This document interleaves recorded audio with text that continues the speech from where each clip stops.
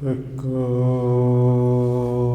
ਓੰਕਾਰ ਸਤਿਨਾਮ ਕਰਤਾ ਪੁਰਖ ਨਿਰਭਉ ਨਿਰਵੈਰ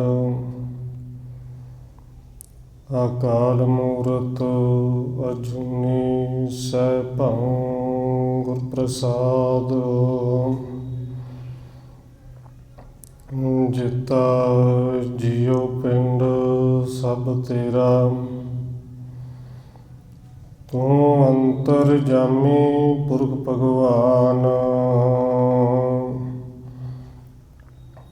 ਦਾਸਨ ਦਾਸ ਕਹਿ ਜਨ ਨਾਨਕ ਜਿਹਾ ਤੂੰ ਕਰਾਹੂੰ ਤਿਹਾ ਹਉ ਕਰੀ ਵਖਿਆਣ ਗੁਰ ਨਾਨਕ ਪਦ ਪੰਕਜ ਬੰਦਨ ਪਦ ਪੰਕਜ ਬੰਦਨ ਸਿਮਰਾ ਅੰਗਦ ਦੁਖ ਨਿਕੰਦਨ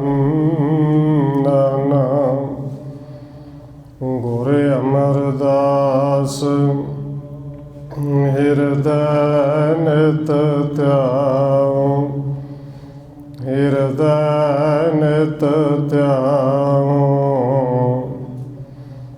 ਗੁਰ ਰਾਮਦਾਸ ਗੁਣ ਗਾਉ ਗੁਰ ਅਰਜਨ ਬਿਘਨ ਕੇ ਨਾਸਕ ਬਿਘਨ ਕੇ ਨਾਸਕ ਗੁਰ ਹਰਿਗੋਬਿੰਦ ਸ਼ੁਭ ਸੁਮਤ ਪ੍ਰਕਾਸ਼ਕ ਸ਼੍ਰੀ ਹਰਿ ਰਾਇ ਨਮੋ ਕਰ ਜੋਰੀ ਨਮੋ ਕਰ ਜੋਰੀ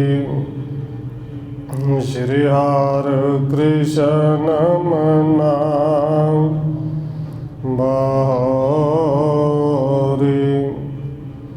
ਗੁਰੂ ਤੇਗ ਬਹਾਦਰ ਪਰਮ ਕਿਰਪਾਲਾ ਜੀ ਪਰਮ ਕਿਰਪਾਲਾ ਗੁਰੂ ਗੋਬਿੰਦ ਸਿੰਘ ਬਿਸਾਲਾ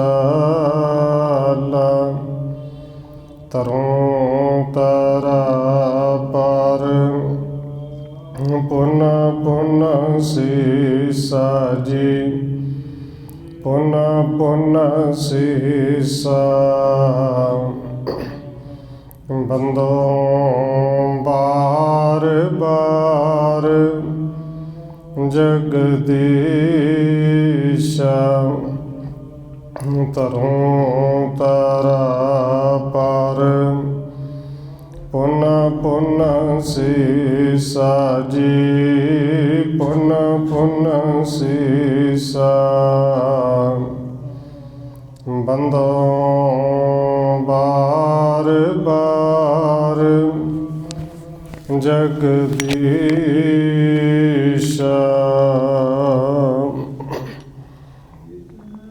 ਜਿਸ ਮਹਿ ਅੰਮ੍ਰਿਤ ਗਿਆਨ ਹੈ ਮਾਣਕ ਭਗਤ ਬੈਰਾਗ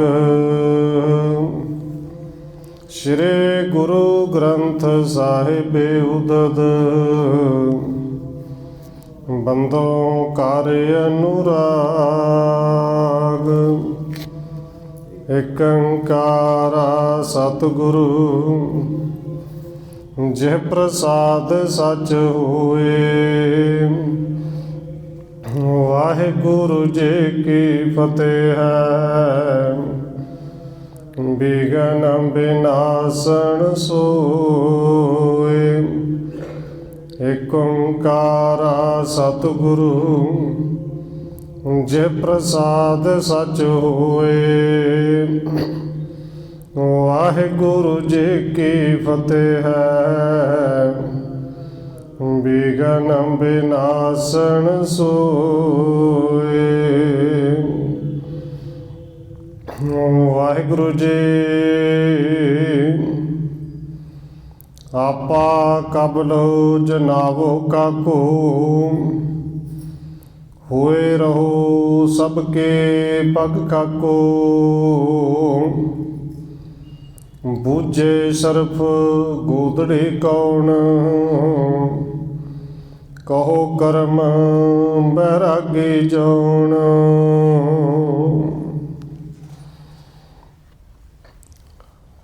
ਪਰਮ ਸਨਮਾਨਯੋਗ ਸਤਿਗੁਰੂ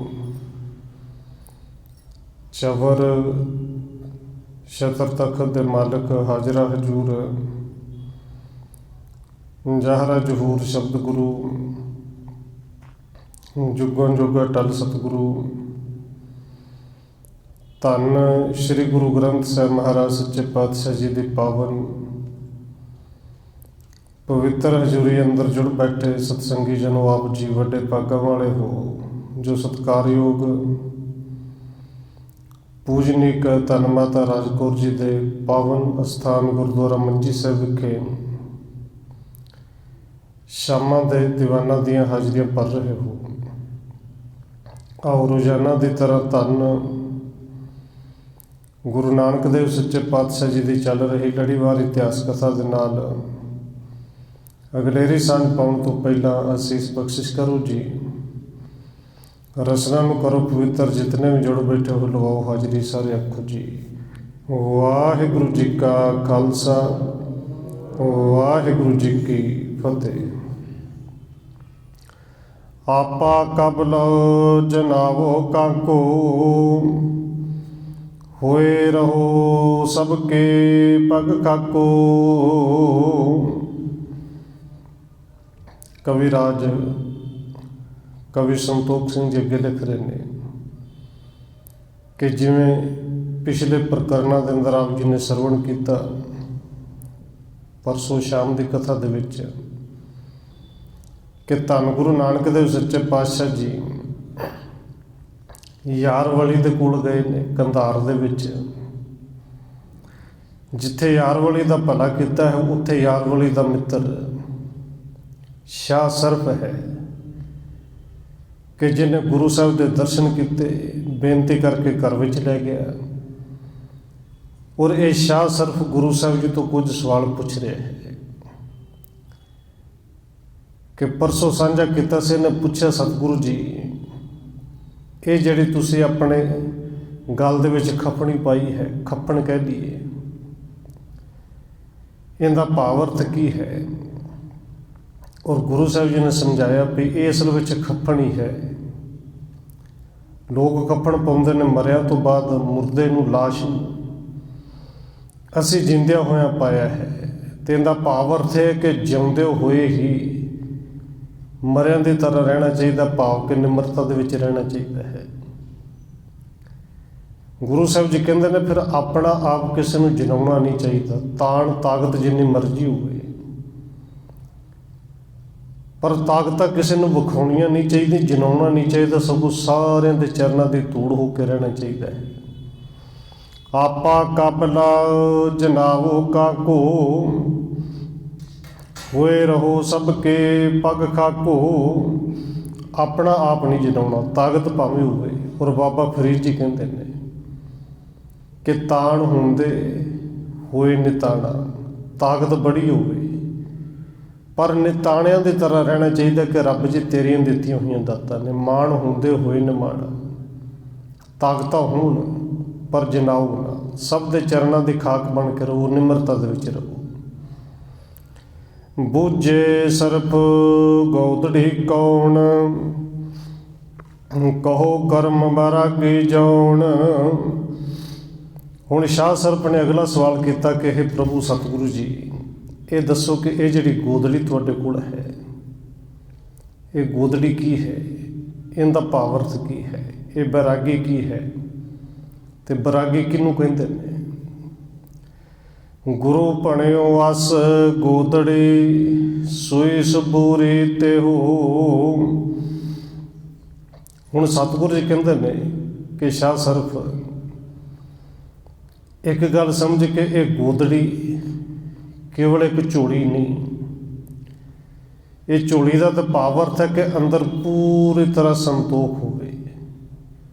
ਹੁਣ ਉਹ ਗੋਦੜੀ ਜੋਗੀਆਂ ਕੋਲ ਹੁੰਦੀ ਹੈ ਕਿ ਖੱਪਰ ਦੇ ਵਿੱਚ ਉਹ ਭੀਖ ਪਵਾਉਂਦੇ ਨੇ, ਕੋਈ ਰੁਪਈਆ ਪਾਵੇ, ਕੋਈ ਚੌਲ ਪਾ ਦੇ, ਜੋ ਵੀ ਪਾਵੇ ਉਹਨੂੰ ਆਪਣੀ ਗੋਦੜੀ ਵਿੱਚ ਫਿਰ ਪਾ ਲੈਂਦੇ ਨੇ। ਔਰ ਸਤਿਗੁਰੂ ਜੀ ਕਹਿੰਦੇ ਨੇ ਬਸ ਗੋਦੜੀ ਦਾ ਭਾਵ ਅਰਥ ਹੈ ਕਿ ਜੋ ਰੱਬ ਦਵੇ, ਜਿੰਨਾ ਦਵੇ ਉਹਨਾਂ ਲੈ ਕੇ ਸੰਤੋਖ ਦੇ ਵਿੱਚ ਰਵੇ। ਇਹਦਾ ਭਾਵ ਅਰਥ ਸੰਤੋਖ ਹੈ। ਬਜ਼ੁਰਗ ਸੰਗਤ ਤੰਤ ਲੈ ਸੇਵਨ ਮੰਨਣ ਕਰੇ ਹੋ। ਤੇ ਇਸ ਗੋਦੜੀ ਨੂੰ ਬਣਾਇਆ ਕਿਵੇਂ ਜਾਂਦਾ? ਸੰਤੋਖ ਦੀ ਗੋਦੜੀ। ਕੱਪੜੇ ਦੀ ਤਾਂ ਦਰਜੀ ਬਣਾ ਦੇਗਾ, ਆਪ ਬਣਾ ਲਾਂਗੇ, ਪਰ ਇਹ ਸੰਤੋਖ ਦੀ ਗੋਦੜੀ ਕਿਵੇਂ ਬਣੇ? ਇਹ ਸਤਿਗੁਰੂ ਜੀ ਕਹਿੰਦੇ ਨੇ ਜਪਣ ਵਾਲੇ ਮਹਾਂਪੁਰਖਾਂ ਦੀ ਸੰਗਤ ਦਾ ਧਾਗਾ ਲੈ ਕੇ ਤੇ ਪ੍ਰੇਮ ਦੀ ਸੂਈ ਲੈ ਕੇ ਬਣਦਾ ਹੈ। ਇਹ ਗੋਦੜੀ ਨੂੰ ਬਣਾਇਆ ਜਾਂਦਾ, ਸੰਗਤ ਵਿੱਚ ਜਾ ਕੇ ਬਣਦੀ ਹੈ। ਮਾਨ ਖੋਏ ਗਰ ਪਾਵੋ ਤਾਹੀ ਜਮ ਸਰਦੇ ਡਰ ਹੋਵਤ ਨਾਹੀ। ਇਹ ਕੱਪੜੇ ਦੀ ਗੋਦੜੀ ਪਾਈ ਹੋਈ ਇਹ ਤੇ ਕੰਮ ਕਰਦੇ, ਬਾਹਰੋਂ ਸਰਦੀ ਤੋਂ ਬਚਾਉਂਦੀ ਹੈ, ਠੰਡ ਤੋਂ ਬਚਾਉਂਦੀ ਹੈ। ਔਰ ਸਤਿਗੁਰੂ ਜੀ ਕਹਿੰਦੇ ਨੇ ਇਹਦਾ ਭਾਵ ਅਰਥ ਹੈ ਕਿ ਜੇ ਪ੍ਰੇਮ ਦੀ ਸੰਤੋਖ ਦੀ ਗੋਦੜੀ ਬਣਾ ਦਈਏ ਨਾ, ਤੇ ਗਲ ਵਿੱਚ ਪਾਉਣ ਤੋਂ ਭਾਵ ਹੈ ਆਪਣੇ ਮਾਨ ਨੂੰ, ਆਪਣੇ ਹੰਕਾਰ ਨੂੰ ਵਿੱਚੋਂ ਕੱਢ ਦੇਣਾ। ਜਿਵੇਂ ਗੋਦੜੀ ਸਰਦੀ ਤੋਂ ਬਚਾਉਂਦੀ ਹੈ ਤੇ ਇਵੇਂ ਇਹ ਜਮ ਰੂਪੀ ਸਰਦੀ ਤੋਂ ਬਚਾਉਂਦੀ, ਡਰ ਤੋਂ ਬਚਾਉਂਦੀ ਹੈ। ਹੋਏ ਬੇਐਬ ਬਿਰਾਗੇ ਸੋਏ ਮਾਇਆ ਮੋਹ ਲੱਗੇ ਨਹਿ ਕੋਏ। ਬਸ ਸਤਿਗੁਰੂ ਜੀ ਕਹਿੰਦੇ ਨੇ ਬਰਾਗੀ ਉਹੀ ਹੁੰਦਾ ਜਿਹੜਾ ਬੇਐਬ ਹੋਵੇ, ਜਿਹਨੂੰ ਕਿਸੇ ਤਰ੍ਹਾਂ ਦਾ ਕੋਈ ਐਬ ਨਾ ਹੋਵੇ, ਜਿਹਨੂੰ ਮਾਇਆ ਜਿਹੜੀ ਬਿਲਕੁਲ ਛੋਹ ਨਾ ਸਕੇ, ਮਾਇਆ ਦੇ ਵਿੱਚ ਰਵੇ ਪਰ ਮਾਇਆ ਵਿਆਪੇ ਨਾ। ਏਕ ਖੁਦਾਏ ਸਭਨ ਮਹਿ ਜਾਣੇ ਹਿਰਦੈ ਵਿਕਾਰ ਨ ਕਬਹੂ ਆਨੇ। ਬਸ ਸਤਿਗੁਰੂ ਜੀ ਕਹਿੰਦੇ ਨੇ ਮਨੁੱਖ ਦਾ ਕੰਮ ਹੈ ਕਿ ਖੁਦਾ ਦੇ ਸਾਰਿਆਂ ਦੇ ਵਿੱਚ ਖੁਦਾ ਨੂੰ ਜਾਣੇ, ਸਾਰਿਆਂ ਦੇ ਵਿੱਚ ਇੱਕੋ ਖੁਦਾ ਦੀ ਜੋਤ ਨੂੰ ਪਹਿਚਾਨੇ, ਆਪਣੇ ਅੰਦਰ ਦੇ ਹੰਕਾਰ ਵਰਗੇ ਵਿਕਾਰਾਂ ਨੂੰ ਕੱਢਦੇ। ਬੰਧਨ ਤਜ ਅਬੰਧ ਜੋ ਰਹਿ ਤੇ ਕੋ ਸੰਤ ਬਰਾਗੇ ਕਹੈ। ਸਤਿਗੁਰੂ ਜੀ ਕਹਿੰਦੇ ਨੇ ਬਸ ਜਿਹੜਾ ਸੰਸਾਰ ਗ੍ਰਸਤੀ ਘਰ ਪਰਿਵਾਰ ਦੇ ਵਿੱਚ ਰਹਿ ਕੇ ਸਾਰੇ ਬੰਧਨ ਨੂੰ ਛੱਡ ਦੇ। ਇਹ ਨਹੀਂ ਕਿ ਸਰੀਰ ਕਰਕੇ ਛੱਡ ਕੇ ਚਲੇ ਜਾਣਾ, ਰਵੇ ਵਿੱਚ ਪਰ ਬੰਧਨਾਂ ਤੋਂ ਉੱਤੇ ਉੱਠ ਜੇ, ਬੰਧਨਾਂ ਤੋਂ ਛੁੱਟ ਜੇ, ਉਹ ਬਰਾਗੀ ਹੈ। ਸੁਣ ਕੈ ਸਰਪ ਭਇਓ ਮਨ ਦੀਨ ਪੱਗ ਸਿਰ ਧਰਨਾ ਉਠਾਵਣ ਕੇ ਨਾ। ਔਰ ਸਤਿਗੁਰੂ ਜੀ ਦੇ ਇਹ ਬਚਨ ਸੁਣ ਕੇ ਸਾਹ ਸਰਾਪ ਜਿਹੜਾ ਹੈ ਮਨ ਕਰਕੇ ਦੀਨ ਹੋ ਗਿਆ। ਔਰ ਸਤਿਗੁਰੂ ਦੇ ਚਰਨਾਂ ਦੇ ਉੱਤੇ ਆਪਣਾ ਰੱਖ ਦਿੱਤਾ ਸਿਰ, ਸਿਰ ਰੱਖ ਕੇ ਫਿਰ ਉੱਤੋਂ ਚੁੱਕੇ ਹੀ ਨਹੀਂ। ਕਹਿ ਕੇ ਭਇਓ ਮੁਰੀਦ ਤੁਮਾਰਾ ਹੋਏ ਪੀਰਨ ਸਿਰ ਪੀਰ ਉਧਾਰਾ। ਸ਼ਾਹ ਸਰਾਬ ਕਹਿੰਦਾ ਕਿ ਸਤਿਗੁਰੂ ਜੀ ਅੱਜ ਤੋਂ ਮੈਂ ਤੁਹਾਡਾ ਮੁਰੀਦ ਹੋ ਗਿਆ। ਹੇ ਕਿਰਪਾਲੂ ਸਤਿਗੁਰੂ ਜੀ, ਤੁਸੀਂ ਪੀਰਾਂ ਦੇ ਪੀਰ ਹੋ, ਮੇਰੇ ਵੀ ਪੀਰ ਬਣੋ, ਮੈਨੂੰ ਵੀ ਆਪਣਾ ਮੁਰੀਦ ਬਣਾਓ, ਮੈਨੂੰ ਵੀ ਆਪਣਾ ਸਿੱਖ ਬਣਾਓ। ਤੁਮ ਸਮ ਸਾਹਿਬ ਔਰ ਨ ਪਾਵੇਂ ਜਗਤ ਸਰਬ ਜੇ ਖੋਜਣ ਜਾਵੇਂ। ਸਾਹ ਸਰਾਬ ਕਹਿੰਦਾ ਹੈ ਸਤਿਗੁਰੂ ਜੇ ਸਾਰੇ ਸੰਸਾਰ ਦੇ ਵਿੱਚ ਵੀ ਭਾਲ ਕਰ ਲਈਏ ਨਾ, ਲੱਭ ਲਈਏ, ਤੇ ਤੁਹਾਡੇ ਵਰਗਾ ਕਿਰਪਾਲੂ ਤੇ ਦਿਆਲੂ ਪੀਰ ਕਿਤੇ ਨਹੀਂ ਲੱਭਣਾ। ਤੁਸੀਂ ਆਪ ਹੀ ਖੁਦਾ ਹੋ। ਗੁਰ ਨਿਜ ਕਰ ਸੋ ਸੀਸ ਉਠਾਵਾ ਕਹਿਓ ਹਿਰਦੇ ਤੇ ਤਜੀਏ ਦਾਵਾ।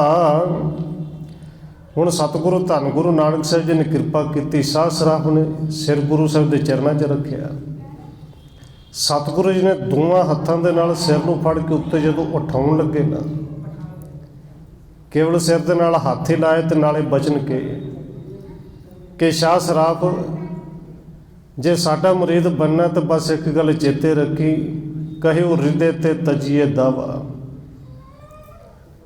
ਕਿ ਬੰਦਗੀ ਜਿੰਨੀ ਮਰਜ਼ੀ ਕਰੇ ਪਰ ਬੰਦਗੀ ਕਰਕੇ ਦਾਵਾ ਛੱਡ ਦੇ, ਦਾਵਾ ਨਾ ਕਰੇ। ਦਾਵਾ ਦਾ ਭਾਵ ਅਰਥ ਹੈ ਕਿ ਹੰਕਾਰ ਨਾ ਕਰੇ, ਮੈਂ ਇੰਨੀ ਬੰਦਗੀ ਕੀਤੀ। ਸਤਨਾਮ ਸਿਮਰੋ ਲਿਵ ਲਾਏ, ਦੇਖੇ ਕਰਣਾ ਦ੍ਰਿਸ਼ਟ ਖੁਦਾਏ। ਤੇ ਸਤਿਗੁਰੂ ਜੀ ਕਹਿੰਦੇ ਨੇ ਸਭ ਤੋਂ ਪਹਿਲਾਂ ਅੰਦਰੋਂ ਹੰਕਾਰ ਛੱਡੇ, ਫਿਰ ਸਤਨਾਮ ਵਾਹਿਗੁਰੂ ਦੇ ਵਿੱਚ ਆਪਣਾ ਧਿਆਨ ਜੋੜੇ, ਸਿਮਰਨ ਕਰੇ ਔਰ ਲਿਵ ਲਾ ਕੇ ਕਰੇ। ਬਸ ਉਸ ਅੱਲਾ ਦੇ, ਰੱਬ ਦੇ, ਖੁਦਾ ਦੇ ਦ੍ਰਿਸ਼ਟੀ ਵੱਲ ਦੇਖੇ, ਭਾਵ ਕਿ ਉਹਦੀ ਕਿਰਪਾ ਤੇ ਟਿਕਿਆ ਰਹੇ। ਦੁੱਖ ਮਿਲੇ ਤੇ ਤਾਂ ਵੀ ਕਵੇ ਇਹ ਤੇਰੀ ਕਿਰਪਾ ਹੈ, ਸੁੱਖ ਮਿਲੇ ਤੇ ਤਾਂ ਵੀ ਕਵੇ ਤੇਰੀ ਕਿਰਪਾ ਹੈ। ਉਹਦੀ ਕਿਰਪਾ ਵੱਲ, ਉਹਦੀ ਦ੍ਰਿਸ਼ਟੀ ਵੱਲ ਨਿਗਾਹ ਰੱਖ। ਸ਼ੋ ਗੁਰੂ ਕਰ ਸੋ ਸਿਰ ਜਪਹਿ, ਜਗੇ ਨਾਮ ਲਿਵ ਮਨ ਮਹਿ ਤਬਹਿ। ਕਹਿੰਦੇ ਸਤਿਗੁਰੂ ਧੰਨ ਗੁਰੂ ਨਾਨਕ ਸਾਹਿਬ ਜੀ ਨੇ ਜਦੋਂ ਸਿਰ ਤੋਂ ਫੜ ਕੇ ਉਠਾਉਣ ਲੱਗੇ ਨੇ, ਬਸ ਛੂਹਿਆ ਹੀ ਹੈ, ਮਾੜਾ ਜਿਹਾ ਹੱਥ ਹੀ ਲਾਇਆ ਹੈ। ਔਰ ਗੁਰੂ ਸਾਹਿਬ ਦੇ ਹੱਥ ਸਪਰਸ਼ ਕਰਨ ਨਾਲ ਸ਼ਾਹ ਸਰਾਫ ਦੇ ਉੱਤੇ ਇੰਨੀ ਕਿਰਪਾ ਹੋ ਗਈ ਕਿ ਉਸੇ ਵੇਲੇ ਪ੍ਰੇਮ ਭਾਵੇਂ ਭਾਵਨਾ ਪਹਿਲੋਂ ਵੀ ਜਾਗੀ ਸੀ, ਪਰ ਇਹ ਜਿਹੜੀ ਪ੍ਰੇਮ ਦੀ ਭਾਵਨਾ ਕਹਿ ਲਈ ਕਿ ਬਿਲਕੁਲ ਦ੍ਰਿੜ ਹੋ ਗਈ, ਪੱਕੀ ਹੋ ਗਈ। ਗੁਰ ਕਹੈ ਤੁਮ ਅਬ ਸਦਨ ਸਿਧਾਰੋ, ਹਿਰਦੈ ਖੁਦਾਏ ਸਦੀਵ ਸਮਾਰੋ। ਹੁਣ ਸਤਿਗੁਰੂ ਜੀ ਨੇ ਦੋ ਬਚਨ ਕੀਤੇ, ਇੱਕ ਤੇ ਸਿਮਰਨ ਕਰਨਾ ਲਿਵ ਲਾ ਕੇ, ਦੂਜਾ ਅੰਦਰੋਂ ਹੰਕਾਰ ਛੱਡਣਾ ਹੈ। ਔਰ ਸਤਿਗੁਰੂ ਜੀ ਨੇ ਪਾਵਨ ਬਚਨ ਬਾਣੀ ਦੇ ਵਿੱਚ ਕਹੇ ਨੇ, ਸਿਮਰਨ ਹੋ ਵੀ ਤਾਂ ਹੀ ਸਕਦਾ ਹੈ ਜੇ ਹੰਕਾਰ ਚਲਾ ਜਾਏ। ਕਿਉਂਕਿ ਸਤਿਗੁਰੂ ਜੀ ਕਹਿੰਦੇ ਨੇ ਹਉਮੈ ਨਾਵੇ ਨਾਲ ਵਿਰੋਧ ਹੈ, ਦੋਏ ਨਾ ਵਸੇ ਇੱਕ ਥਾਏ। ਕਿ ਮਿਆਨ ਇੱਕ ਹੋਵੇ ਤੇ ਇੱਕ ਮਿਆਨ ਦੇ ਵਿੱਚ ਕਦੇ ਦੋ ਤਲਵਾਰਾਂ ਨਹੀਂ ਪੈ ਸਕਦੀਆਂ। ਜੇ ਹਉਮੈ ਤੇ ਨਾਮ ਨਹੀਂ ਟਿਕ ਸਕਦਾ, ਇਹ ਹਉਮੈ ਛੱਡ ਅੰਦਰ ਨਾਮ ਟਿਕੇਗਾ, ਫਿਰ ਪ੍ਰੇਮ ਦੇ ਨਾਲ ਲਿਵ ਲਾ। ਹੁਣ ਗੁਰੂ ਸਾਹਿਬ ਜੀ ਨੇ ਉਪਦੇਸ਼ ਦਿੱਤਾ, ਇਹਦੇ ਅੰਦਰ ਗਿਆਨ ਦਾ ਦੀਵਾ ਬਣ ਗਿਆ।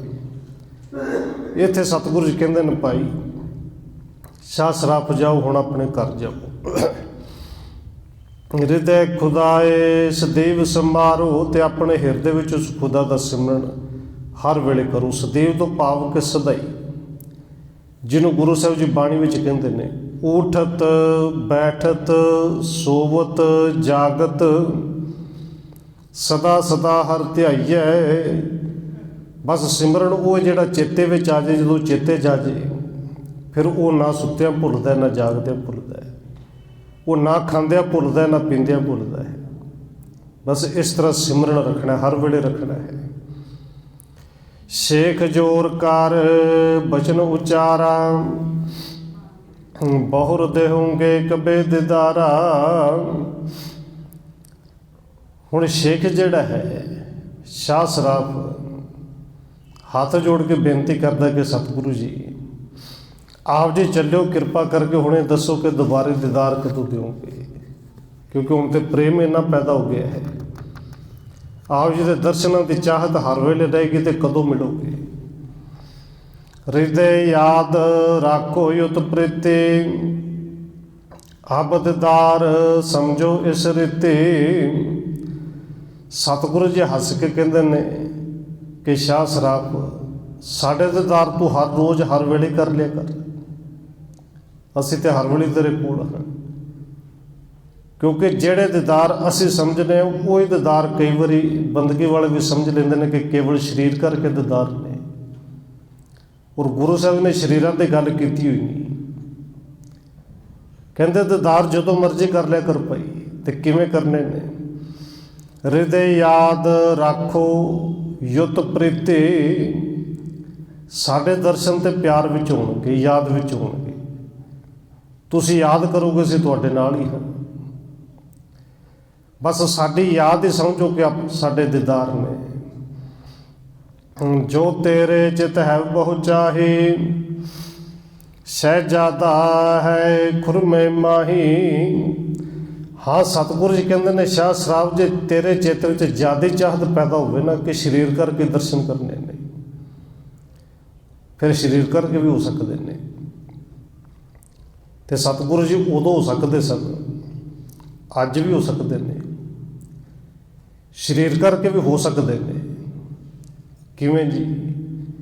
क्योंकि साडा सवाल ही अज तक सानू ये नहीं समझ लगी कि शरीर करके भी दर्शन हो सकते हैं। गुरु कलगीधर पातशाह जी कह के गए ने भाई, खालसा मेरो रूप है खास, खालसे मैं हूँ करूँ निवास। आ संगत के दर्शन कर लेने, गुरु के शरीर करके दे दर्शन ने। हुण सतगुरु धन गुरु नानक देव सच्चे पातशाह जी बिल्कुल यही सिद्धांत है। कहते जे तेरी फिर भी चाहत होए ना शरीर करके दर्शन करने ने, ते साडे भाई मरदाने का पुत्र है शहजादा, एक खुरमपुर दे विच रहिंदा है, उन्होंने जाके मिलिया कर, उनके दर्शन कर लिया कर। मरदाने को सुत युद्ध ज्ञाना, तेह को दर्शो जाए सुजाना। सतगुरु जी कहते हैं मरदाने का पुत्र शहजादा भी वह बड़ा ज्ञानवान हो गया है, उनके कोल बड़ा ज्ञान है, उनके जाके दर्शन कर लिया करो। जैसो दर्श हमारो किनो, तैसे पर तेह को तुम चिन्हो।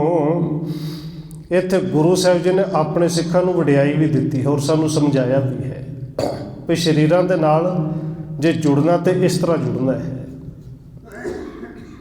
भी संगत विच ही रब है। गुरु साहिब जी कह गए ने खालसा विच मैं आप ही हूँ।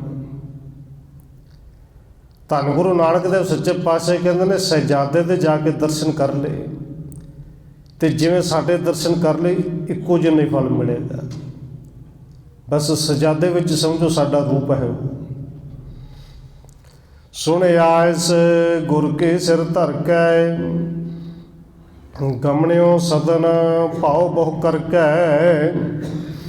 सतगुरु जी की आग्ञा लैके गुरु साहब के बचनों नूं सत बचन करके सिर मत्थे ते प्रवान किया ते बड़े प्रेम दे नाल गुरु साहब तो आग्ञा लैके ज्ञान आ गया, समझ आ गई। ये शाह सराफ अपने घर नूं चला गया। चलन त्यार आप पे जब ही, यार वली बंदे पद तब ही। यार वली भी उत्थी सी। धन गुरु नानक देव सच्चे पातशाह जी ने शाह सराफ नूं घल्लण तो बाद जदों आप भी जाण की तैयारी की तो यार वली ने फिर हथ जोड़े, गुरु साहब के चरणों ते सिर रखिया ते हथ जोड़ के बेनती की, मोको मिलो आण कब करना निध सुखदाए। और वही सवाल ही यार वली ने किया कि किरपा के खजाने सतगुरु जी मैनू कदों आके मिलोगे, हुण दोबारे दर्शन कदों दोगे। किदो चलो ले संग निज, बिरहो ना है जिस भाए। ते सतगुरु जी जान किरपा करो फिर मैनू अपने नाल ही लै चलो, ताकि विछोड़े का दुख जिहड़ा सहने न पवे। हुण प्रेम बड़ा बन गया कि जिथे तुसीं चलोगे मैं भी तुहाडे नाल ही चलां। श्री गुर कहियो मिलन एह जाना, दावे को कर दूर गमाना। हुण सतगुरु जी ने उही उपदेश यार वली नूं भी दिता भी जे सानू तुसीं मिलना है ना भाई तो साडा मिलना बस इस तरह समझ लो अपने अंदर दे हंकार नूं दूर कर दिओ। क्योंकि जे हंकार रहेगा फिर गुरु का नाम परमेश्वर का नाम नहीं टिकना। हंकार अंदरों दूर कर दो, कदे को मान नहीं करना कि मेरी इन्नी बंदगी। रहनो यहाँ आपनो जानो, हृदय हमारे आए समानो। सतगुरु कहते ने यार वली अपने इस थां ते टिकिया रहो, किते जाण की लोड़ नहीं। बस जे चाहते हो कि साडे दर्शन होण ते साडी ये जिहड़ी आग्ञा है, ये हुक्म कह लीए, ये सिक्ख्या कह लीए, इनू अपने हिरदे विच टिका के रखना। हृदय हमारी आए समानो, साडा हुक्म मनो।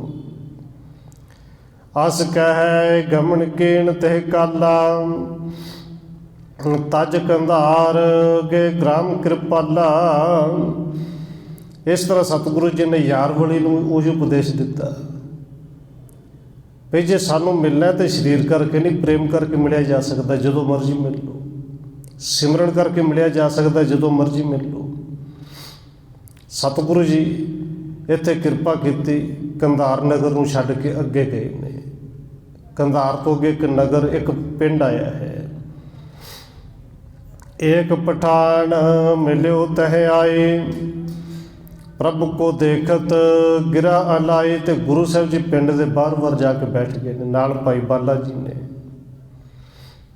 ਇੱਕ ਪਠਾਨ ਪਿੰਡ ਦੇ ਵਿੱਚੋਂ ਮਿਲਿਆ ਆ ਕੇ, ਔਰ ਇਸ ਪਠਾਨ ਨੇ ਆ ਕੇ ਵੇਖਿਆ, ਕਿਉਂਕਿ ਬਾਹਰੋਂ ਆਏ ਨੇ, ਜੋਗੀਆਂ ਵਾਲਾ ਜਾਂ ਫਕੀਰਾਂ ਵਾਲਾ ਪਹਿਰਾਵਾ ਹੈ। ਇਹ ਪਠਾਨ ਵੇਖਦਿਆਂ ਨਾਲ ਕੇ ਪੁੱਛਦਾ ਹੈ, ਕਹਿਤੇ ਆਏ ਕੌਣ ਹੋ, ਕਿਉਂ ਵੈਸੇ ਇਸ ਥਾਨ। ਪਠਾਨ ਪੁੱਛਦਾ, ਭਾਈ ਕਿੱਥੋਂ ਆਏ ਹੋ, ਕੌਣ ਹੋ, ਤੇ ਤੁਸੀਂ ਇਸ ਥਾਂ ਤੇ ਆ ਕੇ ਪਿੰਡ ਤੋਂ ਬਾਹਰ ਕਿਉਂ ਬੈਠੇ ਹੋ। ਕਿਸ ਸਿਓ ਤੁਮਰੋ ਕੰਮ ਹੈ, ਮੁਖ ਤੇ ਸਾਚ ਬਖਾਨ। ਇਹ ਪਠਾਨ ਕਹਿੰਦਾ ਕਿ ਭਾਈ ਸੰਤ ਜੀ, ਤੁਹਾਨੂੰ ਪਿੰਡ ਵਿੱਚੋਂ ਕਿਸੇ ਦੇ ਨਾਲ ਕੋਈ ਕੰਮ ਹੈ? ਕਿਹਦੇ ਨਾਲ ਕੰਮ ਹੈ? ਜੇ ਕੰਮ ਹੈ ਤੇ ਮੈਨੂੰ ਦੱਸੋ। ਤੇ ਸੋ ਬਚਨ ਕਹਿਓ ਸੁਖਦਾਏ, ਹਮ ਹੈ ਬੰਦੇ ਲਖੋ ਖੁਦਾਏ। ਪਠਾਨ ਨੇ ਜਿਹੜਾ ਪਹਿਲਾ ਸਵਾਲ ਕੀਤਾ ਕਿ ਕੌਣ ਹੋ, ਕਿੱਥੋਂ ਆਏ ਹੋ, ਤੇ ਸਤਿਗੁਰੂ ਧੰਨ ਗੁਰੂ ਨਾਨਕ ਸਾਹਿਬ ਜੀ ਬਚਨ ਕਰਦੇ ਨੇ, ਕਹਿੰਦੇ ਨੇ ਖਾਨ ਜੀ, ਬਸ ਇਹ ਸਮਝ ਲਓ ਕਿ ਅਸੀਂ ਖੁਦਾ ਦੇ ਬੰਦੇ ਹਾਂ, ਤੇ ਖੁਦਾ ਦੇ ਬੰਦੇ ਕਿੱਥੋਂ ਵੀ ਆ ਜਾਣ, ਕਿੱਥੇ ਜਾਣ, ਉਹਨਾਂ ਦਾ ਕੋਈ ਟਿਕਾਣਾ ਥੋੜ੍ਹੀ ਹੈ। ਇੱਕ ਬਾਨਵ ਸੋ ਹਮਰੋ ਕਾਜਾ, ਮਿਲੇ ਤਾਹੇ ਸੋ ਕਹੋ ਨਾ ਪਾਜਾ। ਹਾਂ, ਸਤਿਗੁਰੂ ਕਹਿੰਦੇ ਨੇ ਇਸ ਪਿੰਡ ਵਿੱਚ ਸਾਨੂੰ ਇੱਕ ਬੰਦੇ ਨਾਲ ਕੰਮ ਹੈ। ਤੂੰ ਕਹਿਣਾ ਕਿ ਸੱਚ ਕਹੋ, ਅਸੀਂ ਸੱਚ ਹੀ ਕਹਿੰਦੇ, ਇੱਕ ਬੰਦੇ ਨਾਲ ਕੰਮ ਹੈ। ਬੂਝੈ ਖਾਣ ਕੌਣ ਨਰ ਸੋਏ, ਜੇ ਸੋ ਮਿਲਣ ਤੁਮਾਰਾ ਹੋਏ। ਹੁਣ ਕਿੱਥੇ ਕੰਧਾਰ, ਕੰਧਾਰ ਤੋਂ ਅੱਗੇ ਪਤਾ ਨਹੀਂ ਕਿੱਥੇ ਜਾ ਕੇ ਪਿੰਡ ਹੈ। ਇਹ ਖਾਨ ਪੁੱਛਦਾ, ਸਤਿਗੁਰੂ ਜੀ ਕਿਰਪਾ ਕਰੋ, ਸੰਤ ਜੀ ਦੱਸੋ ਉਹ ਬੰਦਾ ਕੌਣ ਹੈ ਜਿਹਦੇ ਨਾਲ ਕੰਮ ਹੈ, ਜਿਹਨੂੰ ਤੁਸੀਂ ਮਿਲਣਾ ਚਾਹੁੰਦੇ ਹੋ, ਉਹਦਾ ਨਾਂ ਕੀ ਹੈ। ਔਰ ਧੰਨ ਗੁਰੂ ਨਾਨਕ ਦੇਵ ਸੱਚੇ ਪਾਤਸ਼ਾਹ ਜੀ ਫਿਰ ਨਾਮ ਵੀ ਜਾਣਦੇ ਨੇ, ਦੱਸਦੇ ਵੀ ਨੇ। ਗੁਰੂ ਪੜੈ ਖਤਰੇ ਤੇ ਜਾਤ, ਇਹ ਸੁਖਾਨ ਚੰਦ ਕੋ ਤਾਤ। ਸਤਿਗੁਰੂ ਕਹਿੰਦੇ ਨੇ ਭਾਈ ਜਿਹਦੇ ਨਾਲ ਸਾਨੂੰ ਕੰਮ ਹੈ ਨਾ, ਉਹ ਜਾਤ ਦਾ ਖੱਤਰੀ ਹੈ। ਉਹਦੇ ਪਿਤਾ ਦਾ ਨਾਂ ਖਾਨ ਚੰਦ ਹੈ। ਅਸੀਂ ਖਾਨ ਚੰਦ ਦੇ ਪੁੱਤਰ ਨੂੰ ਮਿਲਣਾ ਚਾਹੁੰਦੇ ਹਾਂ, ਤੇ ਖਾਨ ਚੰਦ ਦੇ ਪੁੱਤਰ ਦਾ ਨਾਮ ਵੀ ਸੁਣ ਲੈ। ਮਾਨ ਚੰਦ ਹੈ ਜਾਕੋ ਨਾਮੂ, ਤeh ਕੇ ਸੰਗ ਹਮਾਰੋ ਕਾਮੂ। ਖਾਨ ਚੰਦ ਦੇ ਪੁੱਤਰ ਦਾ ਨਾਂ ਹੈ ਮਾਨ ਚੰਦ, ਤੇ ਖਾਨ ਜੀ ਸਾਨੂੰ ਬਸ ਮਾਨ ਚੰਦ ਨਾਲ ਹੀ ਕੰਮ ਹੈ, ਅਸੀਂ ਮਾਨ ਚੰਦ ਨੂੰ ਮਿਲਣਾ ਹੈ। ਖਾਨ ਭਣੈ ਹੈ ਵਗ੍ਰਾਮ ਮਝਾਰਾ, ਮਿਲੋ ਜਾਏ ਕੇ ਤਹੇ ਅਗਾਰਾ। ਇਹ ਸੁਣ ਕੇ ਖਾਨ ਕਹਿੰਦਾ ਹਾਂ, ਹੈ ਮਾਨ ਚੰਦ, ਖਾਨ ਚੰਦ ਦਾ ਪੁੱਤਰ ਹੈ, ਪਿੰਡ ਦੇ ਵਿੱਚ ਹੀ ਹੈ। ਚਲੋ ਤੁਹਾਨੂੰ ਉਹਨਾਂ ਦੇ ਘਰ ਲੈ ਜਾਣਾ, ਪਿੰਡ ਦੇ ਵਿੱਚ ਚਲੋ, ਜਾ ਕੇ ਮਿਲ ਲਓ, ਉਹਨਾਂ ਦੇ ਘਰ ਚੱਲੋ। ਬੈਠੇ ਕਿਉਂ ਹੋ ਬੀਚ ਉਜਾਰ, ਸ਼ੁਭ ਸੁਭਾਏ ਮੈਂ ਲਖੋ ਤੁਮਾਰ। ਹੁਣ ਪਠਾਨ ਕਹਿੰਦਾ ਕਿ ਤੁਹਾਡਾ ਸੁਭਾਅ ਤੇ ਬੜਾ ਸੋਹਣਾ ਹੈ, ਸ਼ੁਭ ਮੈਂ ਜਾਣਦਾ, ਪਰ ਤੁਸੀਂ ਤਾਂ ਬਾਹਰ ਜੰਗਲ ਦੇ ਵਿੱਚ ਕਿਉਂ ਬੈਠੇ ਜੇ, ਬਾਹਰ ਉਜਾੜ 'ਚ। ਚਲੋ ਉਹਦੇ ਘਰ ਲੈ ਜਾਣਾ, ਪਿੰਡ ਦੇ ਵਿੱਚ ਚੱਲੋ। ਸ੍ਰੀ ਗੁਰ ਕਹੈ ਨਾ ਹਮ ਤਹ ਜਾਏ, ਆਨ ਮਿਲੇਗਾ ਸੋ ਇਹ ਥਾਏ। ਸਤਿਗੁਰੂ ਕਹਿੰਦੇ ਨੇ ਖਾਨ ਜੀ ਨਹੀਂ ਭਾਈ, ਅਸੀਂ ਉਹਦੇ ਘਰ ਨਹੀਂ ਜਾਣਾ, ਉਹ ਆਪੇ ਸਾਨੂੰ ਇੱਥੇ ਆ ਕੇ ਮਿਲੇਗਾ। ਸੁਣ ਕੈ ਖਾਨ ਗ੍ਰਾਮ ਮਹਿ ਗਇਓ, ਖਤਰੇ ਕੋ ਸੁਧ ਦੇਵਤ ਭਇਓ। ਇਹ ਸੁਣ ਕੇ ਜਿਹੜਾ ਪਠਾਨ ਸੀ ਚੜਾ ਗਿਆ। ਪਰ ਗਿਆ ਉਹਦੇ ਕੰਨਾਂ 'ਚ ਆਵਾਜ਼ ਵਾਰ-ਵਾਰ ਉਹ ਪਵੇ ਕਿ ਆਪ ਹੀ ਆ ਕੇ ਮਿਲ ਜਾਏਗਾ। ਵੀ ਉਹਨੂੰ ਪਤਾ ਕਿਵੇਂ ਲੱਗੇ ਕੋਈ ਮਿਲਣਾ ਚਾਹੁੰਦਾ ਹੈ। ਇਹ ਪਠਾਨ ਨੂੰ ਗੁਰੂ ਸਾਹਿਬ ਜੀ ਨੇ ਕਿਹਾ ਨਹੀਂ ਉਹਦੇ ਘਰ ਜਾਈ, ਇਹ ਆਪੇ ਉਹਦੇ ਖੱਤਰੇ ਦੇ ਘਰ ਸਿੱਧਾ ਚਲਾ ਗਿਆ। ਜਾ ਕੇ ਖਬਰ ਦਿੱਤੀ, ਆਵਾਜ਼ ਮਾਰੀ, ਬਾਹਰ ਦਵੈ ਫਕੀਰ ਹੈ ਬੈਸੇ, ਮੈਂ ਬੂਝਿਓ ਸੋ ਭਾਖਤ ਐਸੇ। ਇਹ ਪਠਾਨ ਨੇ ਆਵਾਜ਼ ਮਾਰੀ ਕਿ ਮਾਣ ਚੰਦ ਬਾਹਰ ਆਇਆ ਤੇ ਉਹ ਖਬਰ ਦਿੱਤੀ, ਕਹਿੰਦੇ ਬਾਹਰ 2 ਫਕੀਰ ਬੈਠੇ ਨੇ। ਤੇ ਜਦੋਂ ਮੈਂ ਉਹਨੂੰ ਪੁੱਛਿਆ ਕਿ ਇੱਥੇ ਕੰਮ ਕੀ ਹੈ, ਬੈਠੇ ਕਿਉਂ ਨੇ, ਉਹਨਾਂ ਨੇ ਮੈਨੂੰ ਇਸ ਤਰ੍ਹਾਂ ਕਿਹਾ, ਤੇਰਾ ਨਾਂ ਲੈਂਦੇ ਨੇ ਕਿ ਮਾਣ ਚੰਦ ਖੱਤਰੀ ਜੋ ਰਹੇ, ਤੇ ਸੰਗ ਹਮਰੋ ਕਾਰਜ ਇਹੀ। ਉਹ ਫਕੀਰ ਕਹਿੰਦੇ ਨੇ ਪਿੰਡ ਵਿੱਚ ਮਾਣ ਚੰਦ ਰਹਿੰਦਾ ਖੱਤਰੀ, ਸਾਨੂੰ ਉਹਦੇ ਨਾਲ ਕੰਮ ਹੈ ਤੇ ਕੰਮ ਵੀ ਬੜਾ ਜ਼ਰੂਰੀ ਹੈ। ਔਰ ਜੇ ਮੈਂ ਉਹਨੂੰ ਇੱਥੇ ਆਉਣ ਵਾਸਤੇ ਕਿਹਾ, ਇੱਥੇ ਆਏ ਵੀ ਨਹੀਂ, ਕਹਿੰਦੇ ਆਪੇ ਆ ਕੇ ਮਿਲੇਗਾ।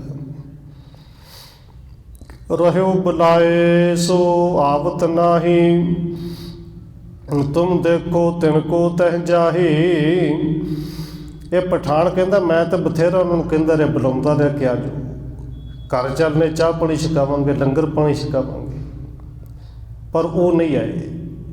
ਕਿ ਮਾਣ ਚੰਦ ਤੂੰ ਜਾ ਕੇ ਉਹਨਾਂ ਨੂੰ ਮਿਲ ਲੈ, ਉੱਥੇ ਜਾ ਕੇ ਦੇਖ ਕੌਣ ਤੈਨੂੰ ਜਾਣਦੇ ਨੇ। ਮਾਣ ਚੰਦ ਬੋਲਿਓ ਬਹੁਰ ਮੇਰੇ ਨਹੀਂ ਪਛਾਣ। ਹੁਣ ਇਹ ਸੁਣ ਕੇ ਮਾਣ ਚੰਦ ਬੋਲਿਆ ਕਿ ਕਿਸੇ ਫਕੀਰ ਨੂੰ ਤਾਂ ਮੈਂ ਤਾਂ ਜਾਣਦਾ ਹੀ ਨਹੀਂ, ਕਿਉਂਕਿ ਫਕੀਰਾਂ ਦੇ ਨਾਲ ਮਿਲਣਾ ਜੁਲਣਾ ਮੇਰਾ ਕਿਤੇ ਬਹੁਤਾ ਹੁੰਦਾ ਹੀ ਨਹੀਂ ਸੀ, ਚਾਅ ਵੀ ਬਹੁਤਾ ਕੋਈ ਨਹੀਂ ਸੀ। ਕਿਸੇ ਫਕੀਰ ਨੂੰ ਮੈਂ ਤਾਂ ਜਾਣਦਾ ਵੀ ਨਹੀਂ। ਕੋ ਫਕੀਰ ਜਾਨੋ ਨਹੀਂ, ਆਗੇ ਕਬ ਨਾ ਮਿਲਾਣ। ਇਹ ਫਕੀਰ ਕੌਣ ਨੇ? ਕਿਉਂਕਿ ਮੈਂ ਤੇ ਜਦੋਂ ਤੱਕ ਮੇਰੀ ਸੁੱਧ ਹੈ, ਮੈਂ ਤੇ ਕਿਸੇ ਵੀ ਫਕੀਰ ਨੂੰ ਨਹੀਂ ਜਾਣਦਾ, ਕਿਸੇ ਵੀ ਫਕੀਰ ਨਾਲ ਜਾਣ ਪਛਾਣ ਨਹੀਂ। ਕਹਿ ਖਾਨ ਦੇਖੋ ਤੁਮ ਜਾਏ, ਮਿਲੇ ਸਾਧਨ ਹੈ ਦੁੱਖ ਲਗਾਏ।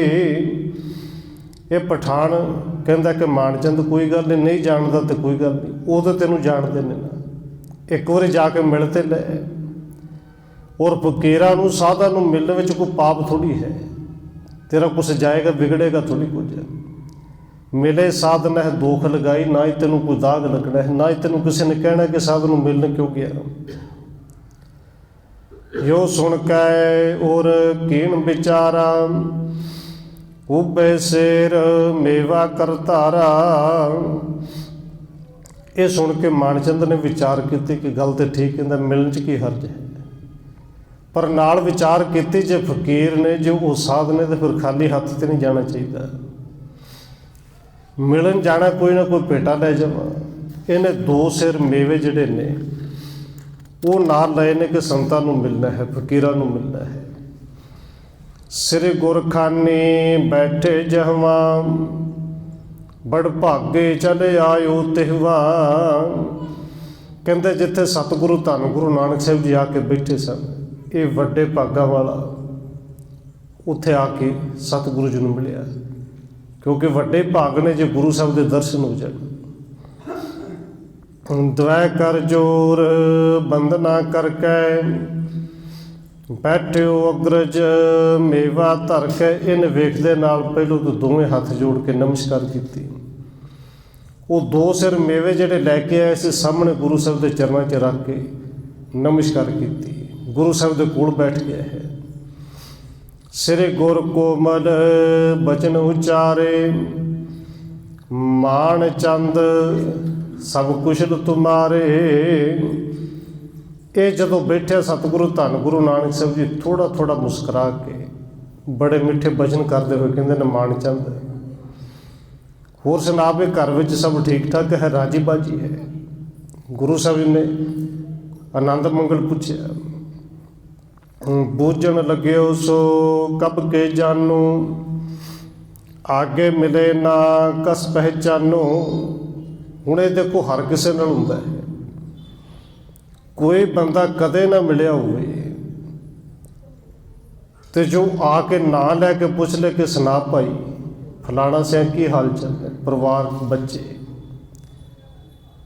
ਤੇ ਫਿਰ ਹੈਰਾਨੀ ਤਾਂ ਹੁੰਦੀ ਕਿ ਵੀ ਮੈਂ ਤਾਂ ਜਾਣਦਾ ਨਹੀਂ, ਤੁਸੀਂ ਮੈਨੂੰ ਪਹਿਲੋਂ ਕਦੇ ਮਿਲੇ ਜੀ। यही सवाल मानचंद ने किया कि तुसी मैनू कदों कुछ जानते जे, क्योंकि जिथों तक मैनू लगता मैं तो कदे मिले ही नहीं ना तुहानू पहचानना, पर तुसी मेरा नाम भी जानते हो, मेरे प्यो का नाम भी जानते हो, तो कदों तो जानते हो। कौन देश को बेस तुम्हारा, को कारज है कहो निर्धारा। तुहाडा देश किहड़ा है, ये भेस जिहड़ा पहराया तो लगदा कि संत फकीर हो, पर तुहानू मेरे नाल की कम है। किरपा करके मैनू निस्तारा करके दसो कि आप जी कौन हो, मैनू किवें जानदे हो। गुरु कहे बेगम पुरदेसा, एकंकार रूप तन बेसा। हुण ये जिहड़ा पहरावा है सतगुरु कहते हैं ये कोई फकीरां वाला नहीं, ये साडा पहरावा एक अंकार का समझ लो। उस एक अंकार की किरपा दे नाल तन मिलिया, ये पहरावा भी एक अंकार दे पेश है। साडा देश किहड़ा है, साडा देश वो है जिथे किसी तरह का कोई गम नहीं, कोई दुख नहीं, जिथे सुख भी कोई नहीं, जिथे दुख तो सुख कह लिए कि बराबर ही ने।